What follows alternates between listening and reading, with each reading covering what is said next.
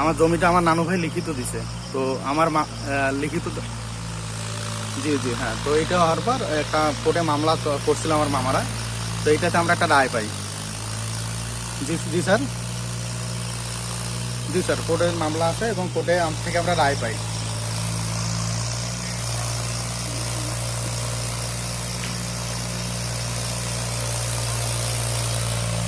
জি জি জি, আচ্ছা স্যার।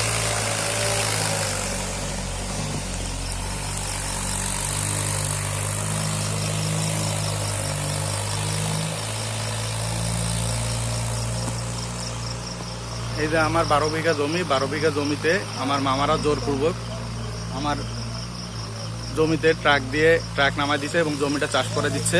আমি কিছুদিন আগে দুলুভাই বরাবর এবং ব্যারিস্টার রাজীব প্রধান বরাবর একটা দরখাস্ত দিয়েছিলাম ফেসবুকে। আমার কথার মধ্যে ভুলভ্রান্তি হলে মাফ করবেন।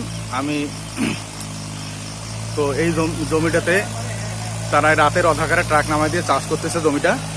তা আপনাদের কাছে অনুরোধ, যারা দায়িত্বপ্রাপ্ত আছেন তারা দ্রুত আমার এই বিষয়টা একটু ব্যবস্থা গ্রহণ করবেন।